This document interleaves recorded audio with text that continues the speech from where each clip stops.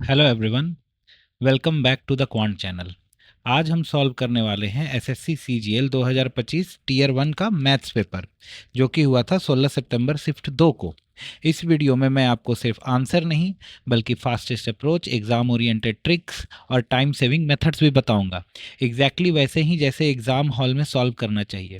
अगर आप SSC CGL, CHSL, CPO, railway या किसी भी अन्य गवर्नमेंट एग्ज़ाम की प्रिपरेशन कर रहे हैं तो ये सेशन आपके लिए बहुत इंपॉर्टेंट होने वाला है। तो नोटबुक और पेन रेडी रखिए और चलिए स्टार्ट करते हैं क्वेश्चन नंबर 1 से। अब देखिए क्वेश्चन नंबर 1 क्या कहता है कि पी रेशियो क्यू दिया हुआ है और ये वाला आपको क्या करना है, फाइंड करना है। देखिए पी रेशियो क्यू दे दिया है। अब ये वाला वैल्यू हमको फाइंड आउट करना है, 5p+3q। तो देखिए बस पुट कर देना है, p के जगह पे हम लोग को 4 पुट कर देना है और q के जगह पे 1। तो ये कितना हो जाएगा, ये 20 और ये 3 और ये 20 -3 यानी 23/17 आंसर हो गया। Question number 2, what is the value of इतना प्लस इतना का स्क्वायर, इतना प्लस इतना का स्क्वायर। अब देखिए जब स्क्वायर करेंगे तो A square plus B square plus 2a भी आएगा। तो A square plus B square कितना हो जाएगा, 18 और 10 20, A square plus B square का वैल्यू, और 18 दूना 36, ए बी का वैल्यू 18 रूट 36 इंटू 2 कितना होगा, +12। और यहाँ पे क्या हो जाएगा, 10 माइनस 8 दूना 16, 2 12, सॉरी 16, 8 हो जाएगा यहाँ पे, 10 माइनस 8 यानी 20 10 कितना गया। अब इधर 10 माइनस 18, 18 में से 20 गया यानी 12 13 14 आंसर। क्वेश्चन नंबर 3 देखिए अब, 5/6 + 3/4 डिवाइडेड बाई 7/8 माइनस 1/3। अब 5/6 + 3/4 है, कितना हो जाएगा, 12, 6 दूनी ये 10 और ये 9। और हमको एक बात बताइए, 7/8 है और 1/3 है, एलसीएम कितना आ जाएगा, 24। उल्टा ले लिए, डायरेक्ट भागा कर निशाना हटा के, 24 यहाँ पे बचेगा 21, यहाँ पे 8, ठीक है। 12 से 2 बार में कट गया, यहाँ पे 19 दूना 38, 38/13 आंसर। क्वेश्चन नंबर 4 में आ जाइए, A B and C invested 24,000, 36,000 and 40,000 respectively. As investment was for 12 months, B's for 8 months and C's for 6 months. The total profit is 50,000. What is B's share of the profit? B का share क्या होगा profit में। अभी आप हमको एक बात बताइए, तीन यहाँ पे क्या कर सकते हैं हम लोग, ए बी और सी का शेयर लिख दीजिए। यहाँ से 3 0 3 0 3 0 हट गया, काट सकते हैं क्या, 6 चौका 24, 6 चौका नहीं, 4 4 छक्का 24, 4 9 36, 4 दहिया 40 यानी 6 9 और 10 में हम लोग काट सकते हैं। इसका गया 12 महीना के लिए, इसका गया 8 महीना के लिए और इसका गया 6 महीना के लिए। अब बताइए, कुछ कटता पीटता है तो काट दीजिए, उसी प्रॉफिट में आएगा। हाँ जी देखिए, 4 से चार ये क्या करिए, 12 से डायरेक्ट काटिए। देखिए 12 9 8 72, 12 छक 72 और 10 12 5 60 यानी कितना बचा, 6 6 5 बचा। अब बोल रहा है कि टोटल 40,000 का प्रॉफिट था, 40,000 का प्रॉफिट था, सॉरी 50,000 का टोटल कितना था, प्रॉफिट था। 6 6 12 5 17, बोल रहा है किसका, बी का हिस्सा कितना होगा, बी का हिस्सा कितना आया है, 6 ही तो आया है, ठीक है। अगर हम इसको क्या करते हैं, 17 के जगह क्या मान लेते हैं, 18 मान लेते हैं। 17 के जगह अगर 18 मान लेते हैं तो 3 बार में, और 3 बार में जाएगा। तो अब बताइए कि ये 17 तिया 51, 50,000 है, 17 17 के आसपास आंसर आएगा यानी 17,647। The average age of a committee of 9 members increases by 3 years when 2 men aged 42 and 44 years are replaced by 2 women. What is the average of this average age of this women? हमको एक बात बताइए, 2 men 42 और 44 साल के remove हुए। अब जैसे ही रिमूव हुए ना, तो एज कितना बढ़ गया जी, 3 साल एवरेज बढ़ गया। और कितने मेंबर थे 9, यानी वो लोग 27 एक्स्ट्रा लेके आई होगी, एकदम आई होगी 27 एक्स्ट्रा लेके। 3 साल एवरेज बढ़ा मतलब 27 एक्स्ट्रा लेके आई। अब तीनों को जोड़ दीजिए, ये क्या हो जाएगा, ये तीनों का सम क्या हो जाएगा, 2 वुमेन के एज का क्या हो जाएगा, सम हो जाएगा। तो जोड़ते हैं, 4 5 6 तो 13, 4 5 6 4 10 11, 113 डिवाइडेड बाई 2, 2 5 10, उसके बाद 2 छक्का 12, 56.5। There are 6 consecutive integer and 5 consecutive integers. The average of 6 integer is 2 less than the average of 5 integers. The sum of 5 integer is 4 more than the sum of 6 integer. Find the average of 6 integer. अब क्या बोल रहा है कि यहाँ पे है 6 integer और 5 इंटीजर, कॉन्सिक्यूटिव है, कॉन्सिक्यूटिव लिखना जरूरी नहीं है, अभी ये दोनों है। अब बोलता है कि 5 इंटीजर का जो एवरेज है ना वो क्या है, 6 इंटीजर के एवरेज से 2 अधिक है, तो ये मान सकते हैं, एकदम मान सकते हैं जी। अब उसके बाद क्या बोल रहा है, सम जो है वो किसका, यहाँ पे the sum of 5 integer is 4 more than the sum of 6 integer. तो इसका सम क्या 5a होगा और इसका सम क्या 6a माइनस 2 ही होगा। अब क्वेश्चन क्या बोल रहा है यहाँ पे देखिएगा, अगर बराबर 5a मतलब ये क्या है, 4 ज़्यादा है तो इसमें 4 जोड़ने पे, इसमें 4 जोड़ने पे यही आएगा। तो क्या हो जाएगा देखिए, तो 6a माइनस 2 प्लस 4 बराबर, सॉरी 6 दूनी 12 बराबर 5a, यानी a बराबर कितना हो जाएगा, a बराबर 8 हो जाएगा। तो a माइनस 2 का वैल्यू पूछा है तो ये कितना हो जाएगा 6। 75% of A number is 15 more than the 2/3 of that number, find the number. हमको एक बात बताइए, 75% बराबर कितना होता है, 75% बराबर होता है 3/4। अब बोल रहा है किसी एक ही नंबर का 3/4 15 अधिक है उसके 2/3 से, मतलब 3/4 2/3 से कितना अधिक है, 15 अधिक है। तो अब बताइए यहाँ पे क्या हो जाएगा, 12 9 माइनस 8 बराबर 15, यानी 1/12 का वैल्यू कितना आया 15। तो 1 का वैल्यू कितना आएगा, 15 दूना 30, 15 कम 15 180। A TV set is available for 19,650 in cash for or for 3100 as a cash down payment and 3 equal annual installments. If the shopkeeper charges interest at the 10% per annum compounded annually, calculate the amount of each installment. अब बताइए कि instalment में वो down payment कर देता है 3100, तो बचा कितना मेरे पास प्रिंसिपल टोटल बचा कितना, 19,650 में से 3100 घटाइए, यानी ये 0 0 ये 5 और उसके बाद इधर बचा 5 1 6 1 6 5 5 0, इतना ही ना बचा जी, हाँ एकदम इतना ही बचा। अब क्या है कि अब बोल रहा है ना, इधर लिखिए प्रिंसिपल इंटरेस्ट, कितना परसेंट का इंटरेस्ट रेट चार्ज करता है 10%।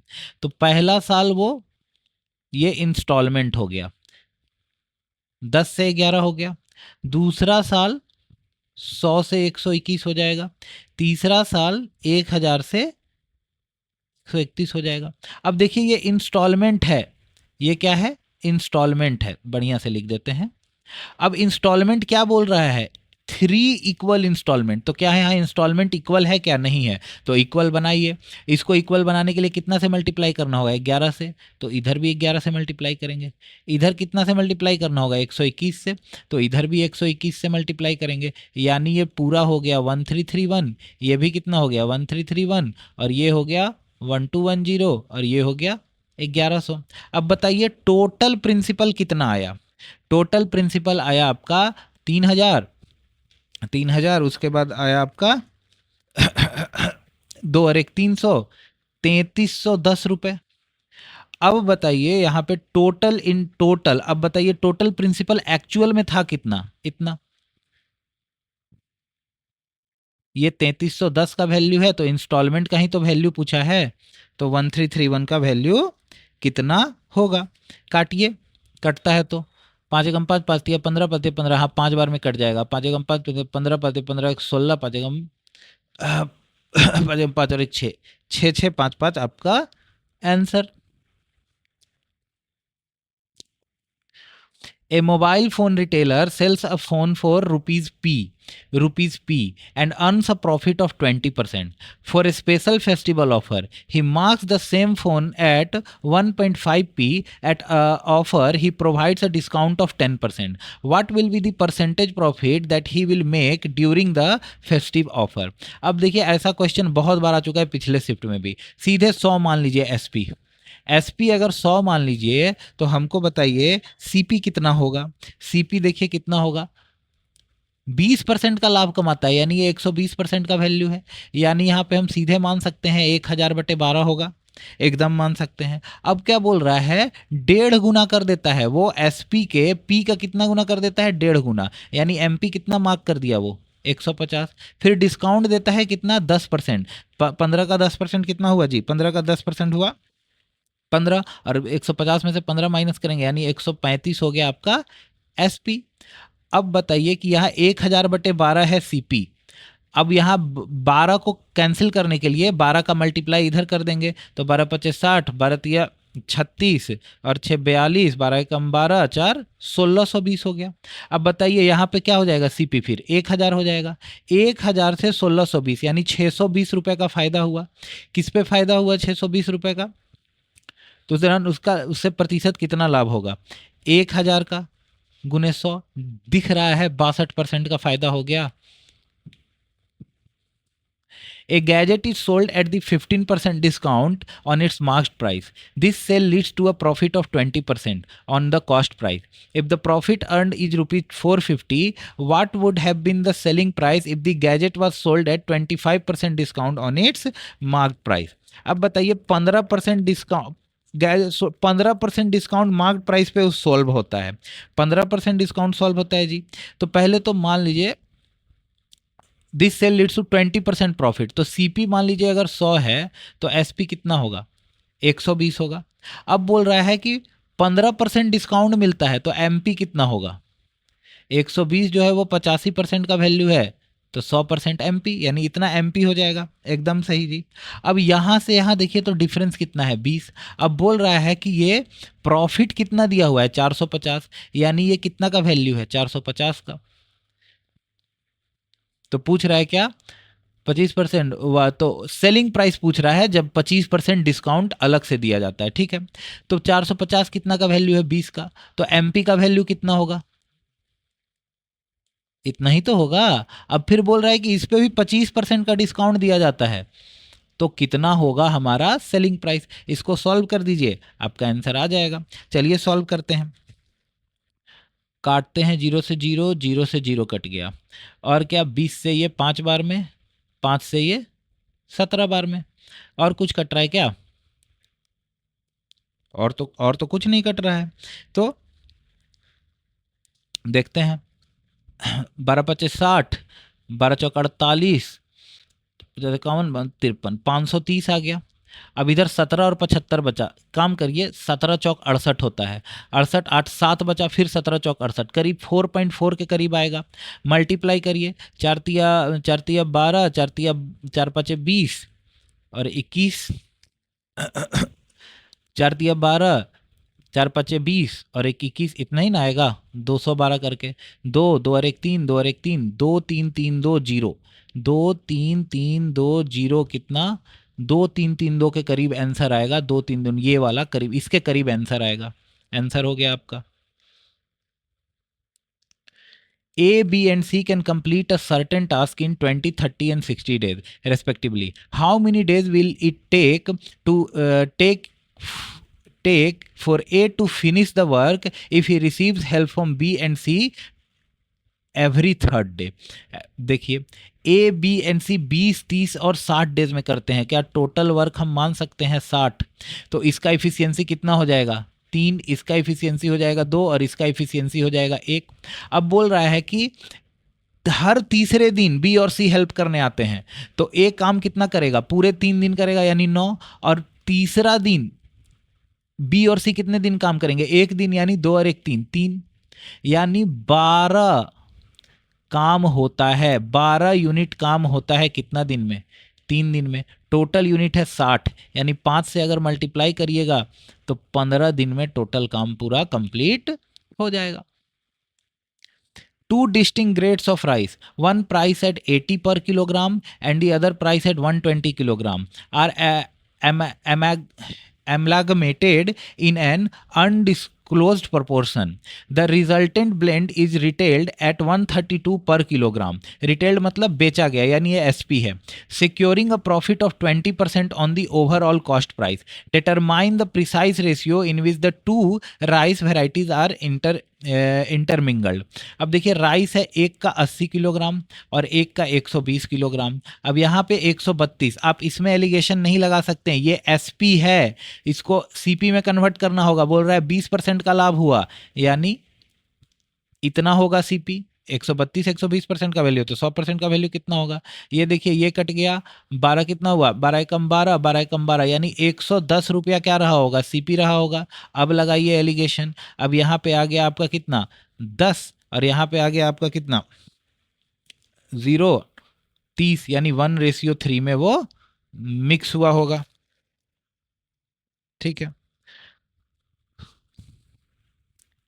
The ratio of the speeds of a car is 3:4. If the bus covers at a distance, the ratio of the speeds of a car and a bus is 3:4. If the bus covers a distance of 320 kilometre in 4 hours, what is the speed of the car? अब बोल रहा है एक car है और एक बस है, 3:4 इसका स्पीड है। अब बस क्या बोलता है? 320 किलोमीटर 4 घंटा में वो ये कवर करता है। तो हमको बताइए क्या ये 4 का वैल्यू है? यही ना स्पीड हुआ उसका। हाँ जी, तो कार का स्पीड पूछ रहा है, तो 3 का वैल्यू कितना होगा? 4 का 16 दूना 32, 20 60 किलोमीटर पर आवर।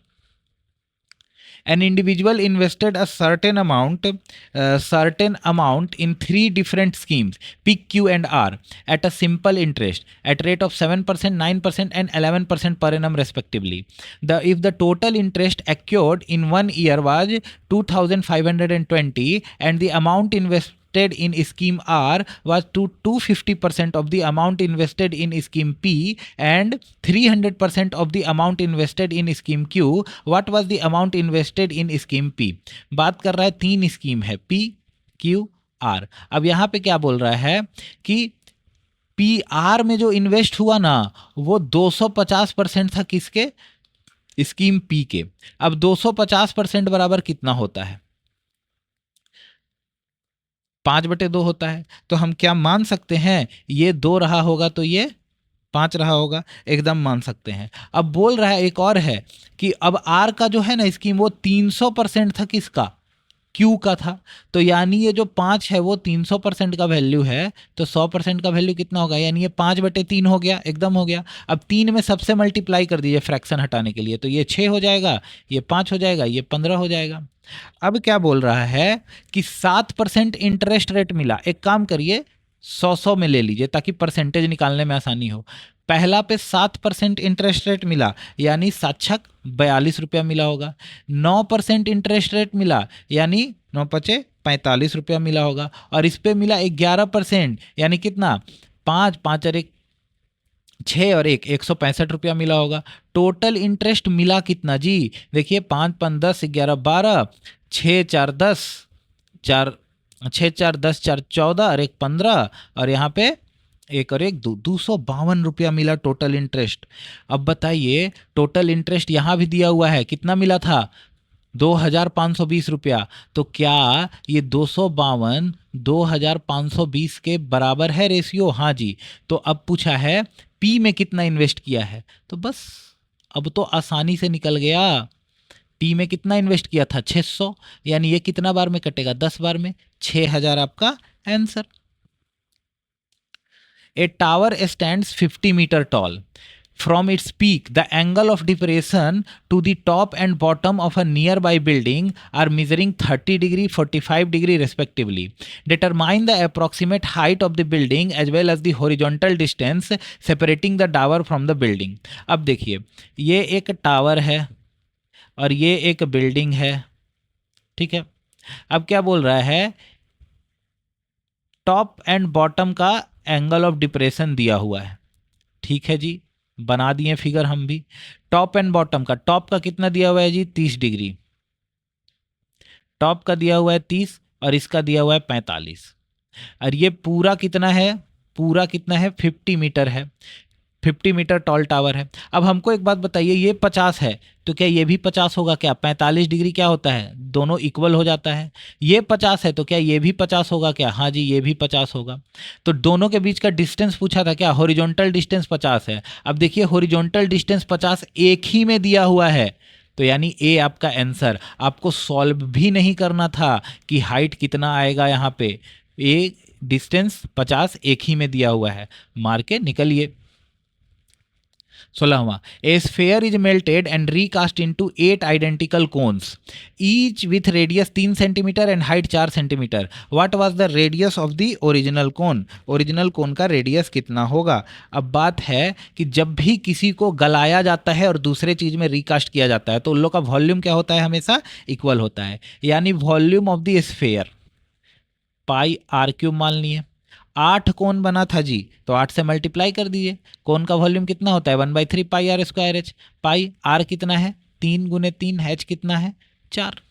कुछ कट रहा है, पाई 3 कटेगा, पाई 3 कटेगा, 4 से ये 2 बार में कटेगा, यानी आर क्यूब बराबर कितना आ गया 8 इंटू 9, यानी आर बराबर कितना आ गया, ये 8 का क्यूब रूट कितना, 9 तो क्यूब रूट नहीं निकलेगा। अच्छा चलिए देखते हैं, 8 का ये 2 हो जाएगा और ये कितना हो जाएगा cube root 9।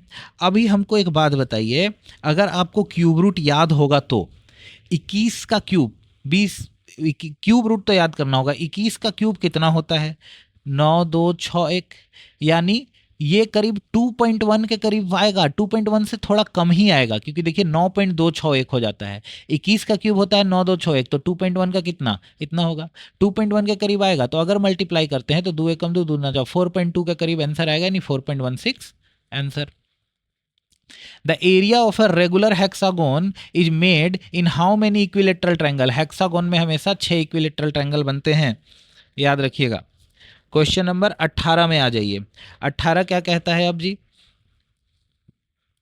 A circular fountain with radius 7 meter is encircled by a grass bed that is 3.5 meter wide. Determine the ratio of the area of the grass bed to the area of the fountain. देखिए एक fountain है, circular fountain, और इधर चारों ओर grass bed बिछा हुआ है, तो बोल रहा है कि इस एरिया का रेशियो, इसका एरिया और इसका एरिया का रेशियो निकालिए। तो अभी हमको एक बात बताइए, बना देते हैं फिर से। ये कितना है, ये है आपका 3.5 मीटर और ये कितना है आपका 7 मीटर। तो एरिया का रेशियो पूछा है, तो क्या हो जाएगा पाई आर स्क्वायर, यानी 7 ये 8 9 10 10.5 का स्क्वायर माइनस 7 का स्क्वायर बटे 7 का स्क्वायर, यही ना होगा। पाई तो कट ही जाएगा, तो पाई लिखना जरूरी है नहीं। अब बताइए, यहाँ पे हम लिख सकते हैं 10.5 इंटू 10.5 माइनस 7 गुने 7, ये लिख सकते हैं 7 गुने 7। 7 देखिए कटेगा, कितना बार में कटेगा, 7 एकम 7 8 9 10, 7 5 35, 1.5 बार में ये 7 उड़ गया, ये 7 से ये 7, ये भी 1.5 बार में उड़ गया, यानी बचा कितना ऊपर 15 का स्क्वायर कितना होता है 225, यानी 2.25 माइनस 1, यानी 1.25, कितना बचा 1.25 बचा। रेशियो पूछा है तो नीचे 1 ले सकते हैं, यानी 125 बटे 100, यानी 25 चौक 100, 25 5 125, 25 चौक 100, 5 रेशियो 4 आपका answer. A tent is designed as a triangular prism featuring the area of base with an area of 20 meter square and height of 6 meter. What is the volume of the tent? Prism का volume होता है area of base into height. Area of base यानी 20 into 6 बट्टे 120 metre cube. Which line has a slope of -1 passes through 2 3? अब क्या है 2 3, कौन सा लाइन 2 3 से पास भी हो रहा है और स्लोप भी उसका कितना है -1 स्लोप है, कौन सा है बताइए। अब देखिए y equal to mx plus C, यहाँ m क्या होता है स्लोप होता है। अब बताइए कि यहाँ पे -1 स्लोप आपको कहाँ दिख रहा है, मात्र ए में। 2 3 से तो चेक करने का जरूरत ही नहीं है, ये x अगर ये y है, मतलब एक्स वाई कौन सा सेटिस्फाई कर रहा है वो भी देखना था, लेकिन देखने का जरूरत है क्या, सिर्फ -1 स्लोप ए में है। सिंप्लीफाई 45, ठीक है, √45 प्लस √20 माइनस √5। अब देखिए √45 को क्या लिख सकते हैं, 9 5 यानी 3√5। ये क्या लिख सकते हैं, 5 चौके 20 यानी 2√5, और ये तो √5 चल ही रहा है, 3 2 5, 5 में से गया 4√5 मेरा answer. 3 non-overlapping, non-touching circles are drawn in a plane. What is the maximum number of distinct common tangents that can be drawn to them? देखिए 3 सर्कल है, नॉन टचिंग सर्कल है, ठीक है। अब बोल रहा है कि maximum number of distinct common tangent. देखिए 2 नॉन टचिंग सर्कल होता है तो उससे हम लोग 2 ट्रांसफर कॉमन टेंजेंट और 2 डायरेक्ट कॉमन टेंजेंट क्या कर सकते हैं, ड्रॉ कर सकते हैं। मतलब 2 टचिंग सर्कल से हम 4। तो बताइए ये और ये से कितना कर सकते हैं, 4। ये और ये से कितना कर सकते हैं, 4, यानी टोटल 12 टेंजेंट ड्रॉ किया जा सकता है। In a circle chord AB and CD intersect at E such that AE by EB 2:3, CE by ED 5:2. If AB equal to X and CD equal to Y, which of the following is true? अब देखिए एक circle है, उसमें 2 chords हैं, ठीक है। 2 chords कितने कितने के हैं, एक तो हो गया AB आपका और एक हो गया CD। अब ए बी ए यहाँ ई पे इंटरसेक्ट करते हैं, ए ई कितना दिया हुआ है, ये 2 3 दिया हुआ है, और ये कितना दिया हुआ है, 5 2 दिया हुआ है। लेकिन ए बी बराबर दिया हुआ है x और सी डी बराबर दिया हुआ है y। तो क्या हम बोल सकते हैं कि, अब पूछ क्या रहा है जी, तो कौन सा ट्रू है, ये वाला x²। अच्छा हमको एक बात बताइए, ए बी बराबर x दिया हुआ है, तो क्या हम बोल सकते हैं ये कितना होगा, ये होगा, सॉरी ए बी बराबर x दिया हुआ है ना, तो ये होगा 2x/5, एकदम होगा जी। तो ये कितना होगा, 3x/5। वैसे ही ये कितना होगा, 5y/7। ये कितना होगा, 2y/7। इतना तो पता चल गया, रेशियो से निकाल दिए। और एक प्रॉपर्टी का आपको पता होगा, अगर 2 कॉर्ड सर्कल के अंदर इंटरसेक्ट करते हैं तो होता है क्या, वो ए इंटू ई बी बराबर क्या होगा, सीई इंटू ई डी, ये बराबर होगा। अब देखिए ए का वैल्यू हम लोग कितना निकाले हैं, 2x/5। ई बी का वैल्यू कितना निकाले हैं, 3x/5। सी का वैल्यू है 5y/7 और इसका वैल्यू है 2y/7। देखिए ये क्या हो गया, 6x² / 25 और ये हो गया 10y² / 49। तो क्या यहाँ से अगर हम x और y² को एक जगह लाएं, और इधर क्या बच गया, 10 बच गया, और इधर क्या बच गया, 25, और इधर 49 गुने 6। कुछ कट रहा है तो काट दीजिए, ये हो गया 2 5 10, 2 3 6, यानी 125/3 9 27, 147। डी आपका आंसर हो जाएगा। A chord in a circle with radius 10 centimeter and subtends an angle 90 degree at the center. What is the area of the minor segment? देखिए क्या पूछ रहा है, एक सर्कल है, एक सर्कल में एक कॉर्ड है, और कॉर्ड जो है ना सेंटर पे 90 डिग्री का एंगल बना रहा है। रेडियस कितना है जी, रेडियस दिया हुआ है, chord in 10 chord with radius 10 centimetre, ये भी 10 है, ये भी 10 है। एरिया ऑफ माइनर सेगमेंट, ये माइनर सेगमेंट का एरिया पूछ रहा है। अब जरा ध्यान से देखिएगा, कलर चेंज कर रहे हैं पेन का बढ़िया से, ये देखिए, ये रहा मेरा सेक्टर, 90 डिग्री का क्या रहा ये सेक्टर। ये ब्लू वाले पे ध्यान दीजिएगा, सेक्टर। और अब ग्रीन वाले पे ध्यान दीजिएगा, इस सेक्टर के एरिया में से अगर ये ग्रीन वाला ट्रायंगल का एरिया हम माइनस कर दें तो बचेगा क्या, मेरा सेगमेंट का एरिया ही बचेगा ना, एकदम बचेगा। तो चलिए माइनस करते हैं, 90 डिग्री यानी 1/4 सर्कल, पाई r² यानी 10 × 10, माइनस क्या है आपका ट्रायंगल का एरिया यानी 1/2 इंटू 10 गुने 10। यहाँ पे बचा कितना, 4 से ये कट गया 25 बार में, यानी 25 पाई। 25 पाई किस में है, एक ही में है। 25 पाई माइनस 50 स्क्वायर सेंटीमीटर। वैसे ये कितना आ जाएगा, 2 5 10 माइनस 50। ए आंसर आपका हो गया। ठीक है। इवेल्युएट 0.05 का होल क्यूब, 0.01 का होल क्यूब, 0.25 का होल क्यूब, 0.05 का होल क्यूब। अब देखिए ऊपर वाला है 0.05 का होल क्यूब प्लस 0.01 का होल क्यूब। क्या हम नीचे वाले से अगर यहाँ से लेते हैं 5 कॉमन, तो यहाँ से 5 का क्यूब कॉमन आ जाएगा, यहाँ से भी 5 का क्यूब कॉमन आ जाएगा। देखिए 0.5 3 बार है, ठीक है। तो पूरे में से 5 का क्यूब कॉमन आ गया, तो ये कितना हो गया, 0.05 का होल क्यूब प्लस 0.01 का होल क्यूब। कट गया, यानी 1/125, यानी मान लेते हैं 1000/125, सीधे सीधे कट जाएगा। 1000 से गुना किए हैं तो 1000 से भागा भी देंगे, तो ये 8 बार में, यानी 0.008 आपका आंसर। आशा करता हूँ ये आपको वीडियो अच्छा लगा होगा, और अच्छा लगा होगा तो लाइक कीजिएगा, सब्सक्राइब कीजिएगा। अगर कुछ सजेशन होगा तो कमेंट बॉक्स में ज़रूर दीजिएगा। तब तक के लिए धन्यवाद।